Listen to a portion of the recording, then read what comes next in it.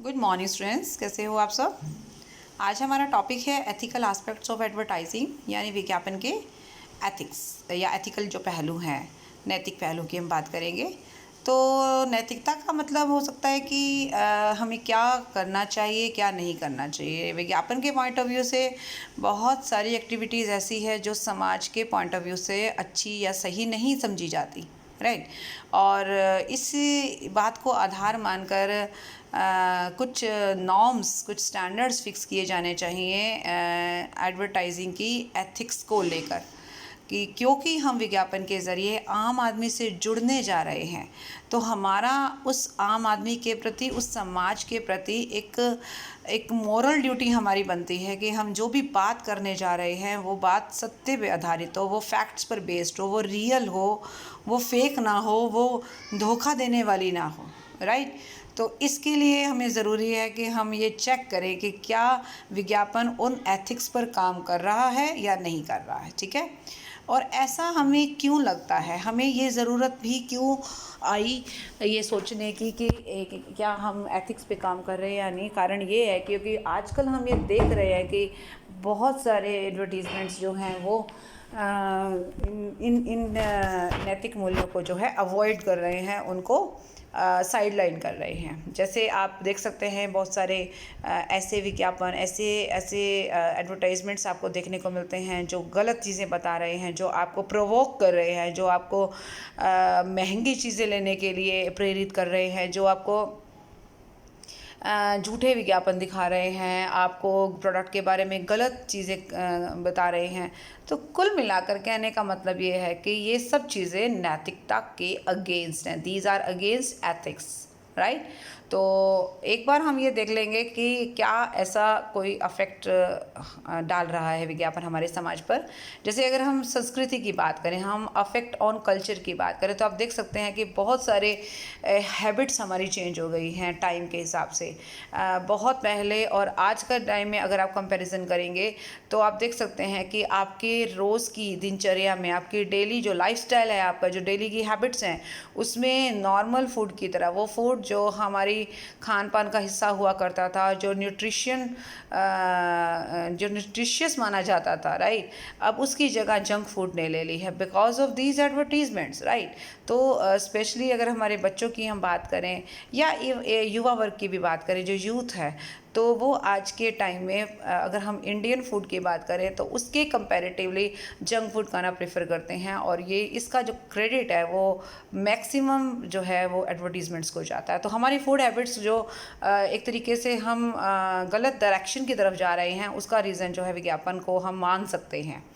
उसके अलावा हमारी जो कॉस्ट्यूम स्टाइल है, हमारा जो पहनावा है, अगर मैं भारतीय संस्कृति की बात करूं तो हमारा जो पहनावा है वो बहुत डिसेंट रहा है। लेकिन कुछ टाइम से, कुछ समय से हम देख सकते हैं कि हम वेस्टर्न का जो सिस्टम को अडॉप्ट कर रहे हैं, उसका भी श्रेय, उसका भी क्रेडिट जो है वो हम विज्ञापन को देंगे, क्योंकि उसके ज़रिए ही आम आदमी को या युवा वर्ग को या जो हमारी पीढ़ी है आने वाली, उनको ये एक तरीके से वो प्रोवोक किया जाता है इस तरीके के पहनावे के लिए। इसके अलावा बहुत सारे ऐसे प्रोडक्ट भी हैं जिसको रॉन्ग तरीके से प्रेजेंट किया जाता है। वो प्रोडक्ट हमारी हेल्थ के लिए, हमारी सोसाइटी के लिए बिल्कुल अच्छे नहीं हैं, हार्मफुल हैं, पर फिर भी उनको हमारे स्टेटस सिंबल के तौर पर इस्तेमाल किया जाता है। जैसे अगर हम स्मोकिंग की बात करें तो smoking is bad, smoking is injurious to health, ये सब जानते हैं, लेकिन फिर भी बहुत सारे विज्ञापन में, एडवर्टीजमेंट्स में आप देख सकते हैं कि जो सेलिब्रिटीज़ हैं या मॉडल्स हैं या जो भी उसे प्रेजेंट कर रहे हैं, उनको उनका स्मोकिंग करने का या उनका ये अल्कोहल, अगर हम अल्कोहल का आप देख सकते हैं या कोई इस तरीके की चीज़ें हैं, तो उसका इस्तेमाल वो अपने स्टेटस को बढ़ाने के लिए दिखा रहे हैं कि वो कर रहे हैं। तो ये एक तरीके से एक नेगेटिव अप्रोच है इन प्रोडक्ट्स के प्रति, जो कि नहीं होनी चाहिए। और इसका भी जो हम रीज़न विज्ञापन को बहुत बड़े लेवल पर मानते हैं, ठीक है। हमारी संस्कृति के हिसाब से ये चीज़ें हमें मैच नहीं करती है। अगर हम भारतीय संस्कृति की बात करते हैं तो लैंग्वेज की बात करें तो बहुत सारे केसेस में एडवर्टीजमेंट्स में जो लैंग्वेज इस्तेमाल की जाती है, जो वर्ड्स इस्तेमाल की जाती है, वो थोड़ा सा हमारी सोसाइटी के हिसाब से, हमारे बच्चों के लिए जो हैं वो वो शब्द, वो जो हमारी वो जो भाषा है हमारी, वो उसको ख़राब कर रहे हैं। और अभी तो मैं नहीं कहूँगी कि आज के विज्ञापन में ये इस तरीके से है कि हमारे विज्ञापन में जो लेडीज़ या विमेन या फिर जो एज्ड हैं, एडल्ट्स हैं, उनकी इमेज को बहुत ज़्यादा डाउन दिखाते हैं। लेकिन पहले बहुत बार ऐसा देखा जाता था कि जो बहुत पहले विज्ञापन बना करते थे उसमें इन दोनों तरह के लोगों की छवि को, इमेज को बहुत डाउन, बहुत वीक जो है मानकर और वीक दिखाया जाता था। हालांकि आजकल अभी ऐसा इतना नहीं है, उस लेवल पे नहीं है, उससे थोड़ा सा हम आगे जा चुके हैं, बहुत इम्प्रूव किया है हमने अपने विज्ञापन में, तो कम से कम इम्प्रूव किया है।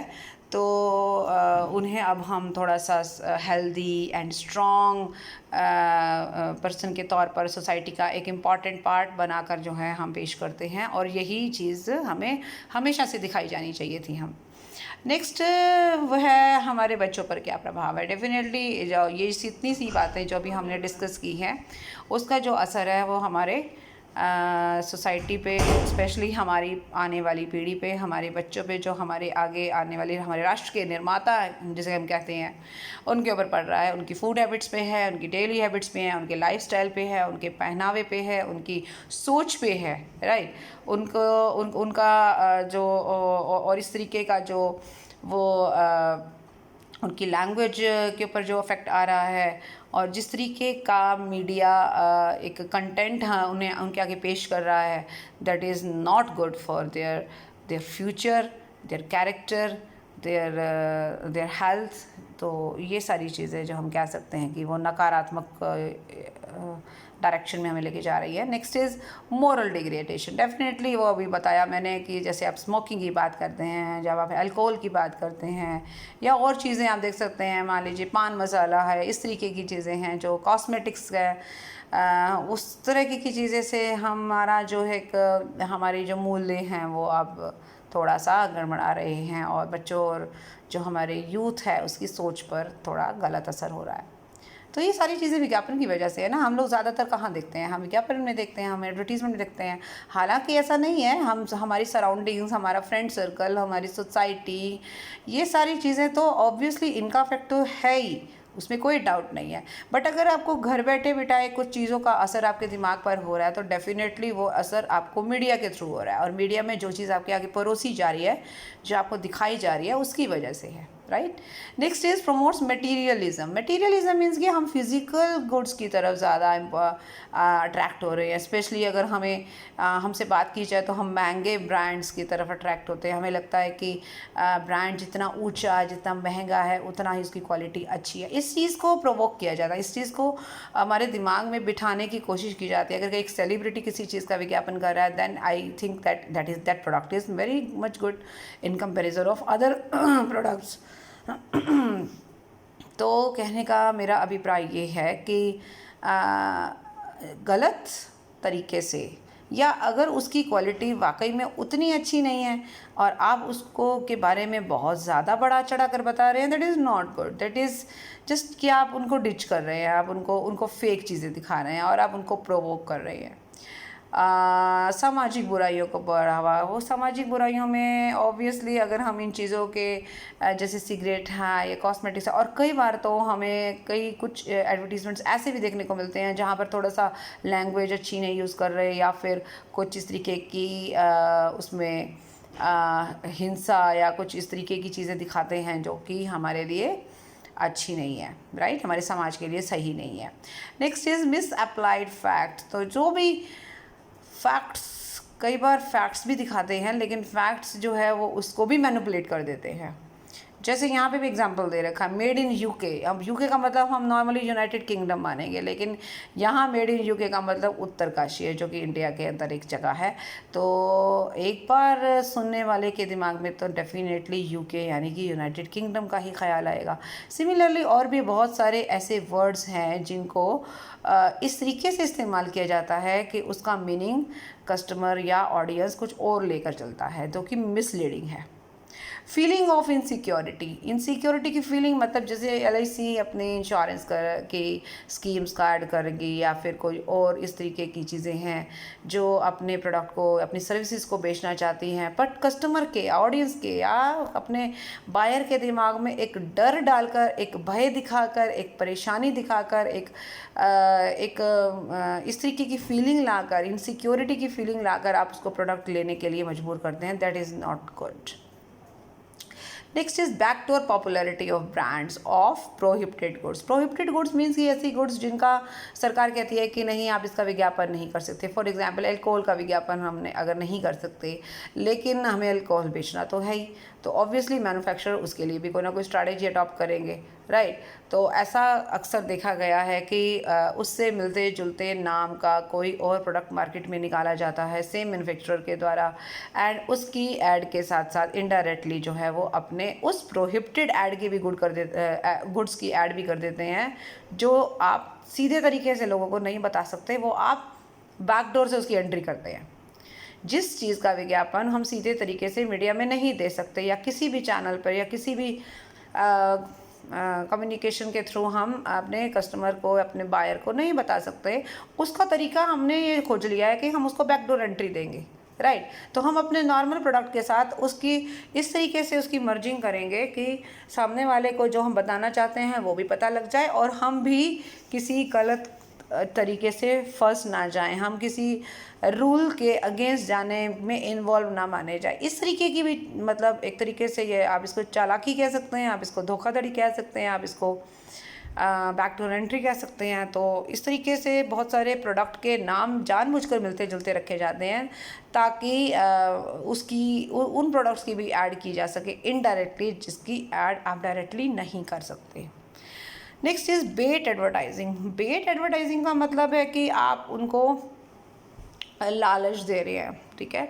अभी लालच में का मतलब कुछ भी हो सकता है, प्राइस का हो सकता है, डिस्काउंट का हो सकता है, या आप उनको इवन उसकी क्वालिटी के साथ कनेक्ट करके भी कोई लालच दे सकते हैं कि आपके कलर को फेयर कर देगी ये क्रीम, ये आपके कपड़ों को जो है एकदम वाइट कर देगी। बहुत सारी आपने स्लोगन्स देखे होंगे, बहुत सारी आपने प्रोडक्ट्स की एड्स देखी हैं और आप अच्छे से समझते हैं इस बात को कि किस तरीके से एडवर्टीज़मेंट्स में इस तरह की लालच वाली, इस तरीके की गोलमोल जो बातें करके वो हमें फंसाने की कोशिश करते हैं, हमें बेवकूफ़ बनाते हैं। ऑब्वियसली ये कस्टमर को और ये लिसनर को या ऑडियंस को बेवकूफ़ बनाने जैसा ही है, क्योंकि बहुत सारी चीज़ें हैं जो पॉसिबल नहीं है लेकिन फिर भी वो उसमें पॉसिबल करना दिखाते हैं, तो दैट इज़ रॉन्ग, राइट। सो ये सारी चीज़ें जो हमने देखी वो क्या था, वो था हमारे विज्ञापनों के द्वारा जो नैतिकता को नहीं अपनाते, हम उसकी बात कर रहे थे। इसका मतलब हम ये देख सकते हैं कि किस तरीके से एडवर्टीज़मेंट्स हमारे एथिकल एस्पेक्ट्स को दरकिनार रखकर, साइड लाइन करके अपना धंधा अब चमका रही है, राइट। तो इसके लिए हालांकि हम और थोड़ा सा आगे देखेंगे कि इसका क्या रोक टोक होनी चाहिए। तो अगर इसके बारे में हमसे सजेशन मांगे जाए कि कैसे हम इनको कंट्रोल करें, तो ऑब्वियसली देखिए कंट्रोल दो तरीके से होगा, एक बाहरी होगा और एक अंदरूनी होगा। जो विज्ञापन बनाने वाली एजेंसीज़ हैं उन्हें सबसे पहले इस रिस्पॉन्सिबिलिटी का एहसास होना चाहिए कि जिस समाज को, जिस देश को, जिस वर्ग को, चाहे वो युवा वर्ग हो या वो बच्चे हों, आप उनको जो बात बताने जा रहे हैं, जो चीज़ दिखाने जा रहे हैं, जो मैसेज देने जा रहे हैं, वो मैसेज रियल होना चाहिए, फेक नहीं होना चाहिए, वो झूठे फैक्ट्स पर बेस्ड नहीं होना चाहिए और उनकी इनोसेंस का बेनिफिट आपको नहीं लेना चाहिए। एक तो ये बात हो गई कि अंदरूनी हम किस तरीके से अपने आप को तैयार कर सकते हैं इस बात के लिए। तो एक ये तो हो गया सेल्फ डिसिप्लिन की बात। जब तक हम खुद ये अपने ऊपर ये बात लागू नहीं करेंगे कि हमें ही ऐसा विज्ञापन बनाना ही नहीं है, जब चीज़ बनेगी नहीं तो वो मार्केट में आएगी कैसे, वो आपको दिखेगी कैसे, राइट। और जो दूसरी चीज़ है वो है बाहरी में जैसे सरकार के ऊपर एक रिस्पॉन्सिबिलिटी आती है कि आप, या मीडिया जिसके थ्रू हम विज्ञापन देते हैं, उनके ऊपर एक रिस्पॉन्सिबिलिटी होनी चाहिए, या उनको भी एक रिस्पॉन्सिबिलिटी फील करनी चाहिए कि उन्हें ऐसे एडवर्टीज़मेंट्स को बैन करना चाहिए या ऐसे एडवर्टीज़मेंट्स को कंट्रोल करना चाहिए, और उनके लिए कुछ स्टैंडर्ड्स बनाने चाहिए कि आप जो है अपना विज्ञापन इन नॉर्म्स, इन स्टैंडर्ड्स पर बेस्ड होकर बनाएंगे, देन हम आपको जो है एंटरटेन करेंगे। तो कुछ पॉइंट्स हैं, हम यहाँ एक बार देख लेते हैं। जैसे हमें सिर्फ सच बात ही बतानी चाहिए, झूठी कोई भी बात उसमें नहीं प्रेजेंट करनी चाहिए। और उसके अलावा अगर हम कोई भी बात कह रहे हैं, राइट, इट मीन्स अगर ये क्रीम आपको गोरा करती है तो डेफिनेटली उसके पीछे फैक्ट्स होने चाहिए, कोई साइंटिफिक रीज़न होना चाहिए। ऐसे ही नहीं है कि आप अपनी बात ऐसे ही कर रहे हो और सामने वाला इजीली विश्वास कर लेगा, वो बात भी नहीं है। तो एक तरीके से ट्रस्ट आपका तभी बन पाएगा कस्टमर पे जब आप उनको फैक्ट्स, और वो भी सही फैक्ट्स पर आधारित बात कहेंगे, ठीक है। नेक्स्ट है हमारा टर्म्स एंड कंडीशंस की गारंटी और वारंटी। आप कोई भी प्रोडक्ट के बारे में अगर गारंटी दे रहे हैं, जो भी आप टर्म्स एंड कंडीशन बता रहे हैं वो क्लियर होनी चाहिए। कई बार क्या होता है कि जिससे अगर हमने मान लीजिए लाइफ इंश्योरेंस की कोई स्कीम लिया या कोई प्रोडक्ट का इंश्योरेंस कराया, कोई गाड़ी का कराया, इस तरीके का कोई काम किया है, तो टर्म्स एंड कंडीशंस डेफिनेटली हर चीज़ के साथ अटैच्ड होती हैं, हमें उनको समझना चाहिए। ये तो हो गया कस्टमर के पार्ट पर, लेकिन क्या सामने वाले पक्ष ने आपको समझाने की कोशिश की है? कई बार उन टर्म्स एंड कंडीशंस को इस तरीके से घुमाकर आपके सामने पेश किया जाता है कि आप चाहे तो समझ नहीं पाते, और प्रोडक्ट लेने की जल्दी में आप बहुत सारी चीज़ें अवॉइड कर जाते हैं। एंड फाइनली जब कभी वास्तव में ऐसी कोई मिस हैपनिंग या कोई ऐसी घटना होती है, देन आपको पता लगता है कि वो टर्म्स एंड कंडीशन जो हैं वो आपको सूट ही नहीं करती थी, जिन पर आपने यस करके उस प्रोडक्ट को ख़रीदा। तो ये हमारे पार्ट पे भी गलती रह जाती है, कस्टमर के पार्ट पे भी, कि हम लोग उस बात को उस समय उतना सीरियसली नहीं लेते। लेकिन ज़्यादा गलती जो है वो सामने वाले के पार्ट पे है, इवन विज्ञापन करने वाले के पार्ट पे है, कि वो इस तरीके की जो गोलमोल बातें हैं वो ना करें, वो अपनी बात को क्लियरली करें। और प्रलोभन वाले विज्ञापन, यानी कोई भी ऐसे विज्ञापन जिसमें आपको लालच दिया जा रहा है, तो वो उनको नहीं प्रेजेंट करना चाहिए। एंडोर्समेंट की बात करें, जो लोग सेलिब्रिटीज़ हैं, मॉडल्स हैं, जो आपके प्रोडक्ट को एडवर्टाइज़ कर रहे हैं, तो उनके पार्ट पे भी एक रिस्पॉन्सिबिलिटी है कि अब कोई भी आप प्रोडक्ट, आप तेल की, आप ऑयल की कर रहे हैं, आप शैम्पू की ऐड कर रहे हैं, आप कोई पॉलिसी की ऐड कर रहे हैं, तो क्या आप उस बात पे यकीन रख रहे हो जो आप आम आदमी को बता रहे हो, राइट। अब आप अगर सलमान खान को देखते हो किसी चीज़ की ऐड कर रहे हैं, तो अगर आप सलमान खान के फ़ैन हैं तो आपको अच्छा ही लगेगा कि अरे सलमान खान उस चीज़ को फॉलो कर रहे हैं, तो इसका मतलब वो चीज़ डेफिनेटली अच्छी है, बट ऐसा नहीं है, राइट। तो उसके लिए ज़रूरी है कि हमें हमारे पार्ट पे तो हमें ब्लाइंडली फॉलो नहीं करना है, लेकिन जो लोग इसके लिए ऐड कर रहे हैं उनको भी ये देखना चाहिए कि वो जिस मैसेज को समाज को दे रहे हैं उस मैसेज में कितनी सच्चाई है, राइट। उसमें वो बात जो उनके मुंह से बुलवाई जा रही है, क्या वो सही है? उन्हें भी तो इस बात को चेक करना चाहिए ना, वो भी बहुत बड़ा रोल प्ले करते हैं इस चीज़ में। तो अपना ओपिनियन उन्हें ईमानदारी से देना चाहिए। उसके अलावा फिर बात करते हैं हम एक unfair trade practices. Unfair trade practices मतलब वही अनफेयर ट्रेड प्रैक्टिसेस की बात कर रहे हैं, जिसमें आप कोई भी गलत तरीका अपना कर अपना जो है अपने कस्टमर को बनाने की कोशिश करते हैं, झूठी बातें दिखाकर या कस्टमर को कन्विंस करने की कोशिश करते हैं, तो ऑब्वियसली हमें ऐसा कोई तरीका कुल मिलाकर नहीं अपनाना। नेक्स्ट, टीवी पर या जो भी मीडिया पर जो भी एड्स आती हैं उनके लिए बाकायदा कोड ऑफ कंडक्ट होना चाहिए। उन्हें पता होना चाहिए कि उन्हें इन रूल्स को स्ट्रिक्टली फॉलो करना है। तो अगर कोड ऑफ कंडक्ट बनाया जाएगा और उसके ऊपर जो लोग, जो विज्ञापन एजेंसीज या जो मैन्युफैक्चरर उस चीज़ को, उस क्राइटेरिया पर खरे उतरेंगे, सिर्फ उन्हीं लोगों का ही एड जो है उसमें दिखना चाहिए, राइट। उसके बाद है जो एजेंसीज़ हैं जो एडवर्टाइजिंग कर रही हैं या जो करवा रहे हैं एडवर्टाइजमेंट, उन्हें भी देखना चाहिए कि सोसाइटी के प्रति उनका एक रिस्पॉन्सिबिलिटी है और ऐसी कोई भी चीज़ उसमें ना दिखाएं जो कि समाज के अगेंस्ट हो। इसके अलावा इंडिया में जैसे एडवर्टाइजिंग काउंसिल ऑफ इंडिया है जो नॉर्म्स सेट करती हैं और उनके हिसाब से कुछ पॉलिसीज़ हैं जो हर विज्ञापनकर्ता को फॉलो करनी चाहिए। And the last one is customer को भी जागरूक किया जाना चाहिए, कस्टमर को अवेयर करना चाहिए, कस्टमर को पता होना चाहिए कि क्या उसके राइट्स हैं। अगर उन्हें भी ये लगता है कि कोई एडवर्टीज़मेंट्स गलत तरीके से पेश की जा रही है तो बाकायदा उन्हें एक मौका मिलना चाहिए उसकी शिकायत करने का, और इस तरीके से वो जो है अपने पार्ट पे भी अपनी रिस्पॉन्सिबिलिटी प्ले कर सकते हैं। और सारी बात क्योंकि सोसाइटी को लेकर है, हम सोसाइटी के बारे में बात करें तो सोसाइटी को भी आंख मूंद कर हर चीज़ पर विश्वास नहीं करना चाहिए। उन्हें भी अपने दिमाग का, अपने खुली सोच का इस्तेमाल करना चाहिए, और उन्हें देखना चाहिए कि क्या वो चीज़ जो उनके आगे पेश की जा रही है वो विश्वास के लायक है या नहीं है। अगर नहीं है तो आप विश्वास मत कीजिए, क्योंकि जितना आप विश्वास करते जाएंगे उतना उन लोगों को एक और मौका मिलेगा आप को बेवकूफ़ बनाने का। तो ऐसा नहीं होना चाहिए। ये हमारे पार्ट पे एक रिस्पॉन्सिबिलिटी है कि समाज को ऐसे विज्ञापन का मुंह तोड़ जवाब देना चाहिए, उन्हें अवॉइड करना चाहिए, उनका बहिष्कार करना चाहिए, राइट। सो ये कुछ ऐसी बातें हैं जिसमें आप देख सकते हैं कि सजेशंस दिए गए हैं कि हम कैसे इन एथिक्स को फॉलो करवा सकते हैं विज्ञापन के ज़रिए। So that's all for this video. Thank you so much. Bye bye, take care.